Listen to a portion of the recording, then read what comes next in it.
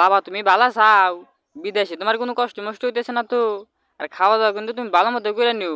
আর একটা মুসুরি কিনা হয়েছে। বাবা মাস তো শেষই না, পয়সা পাতে কি পাইছাও?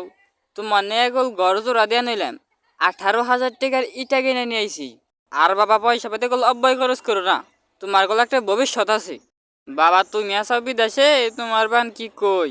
তোমার মায়ের তো খুব অসুখ, আমারও তো খুব সর্দি কাশ, শরীর একবারে চলেই না। বাবা আমার কথা বাদই দাও, তুমি কি তোমার মাইন নিয়ে কিছু পয়সা পাতে বাড়া হারবা?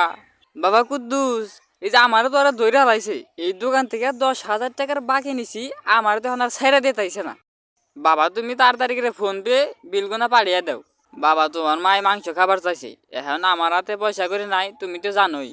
এখন ঠেলা চাইলে যাই বাজার সদাইটা করতাম, পিল পিলে তো আমার বাচ্চা মেরে দিছে। বাবা 12টা টাকা পাঠিয়ে দেওছে, একটা বিরিয়ানি ম্যাচ কিনুম। বাবা তুমি তো জানোই আমার কাছে পয়সা করে নাই এখন। বাবা তোমার ছাড়া আমার কোনো গতি নাই।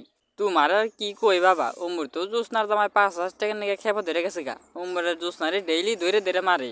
এই কথা তোমার জানাই নাই বাবা। বাবা 5,000 টাকা দেন যাবো নয় বাবা, তোমার বোনটাই তারিখে পাবা না বাবা। বাবা তুমি বাইতে কি করবা? ও নিয়া ডাগল কাটে আছে। উরে বাবা তুমি কি ভাও ভালো নি বাইতে পয়সা দেরো না, এই করে পয়সা কি হয়? উরে তুমি খাট আছে ঠিকছে।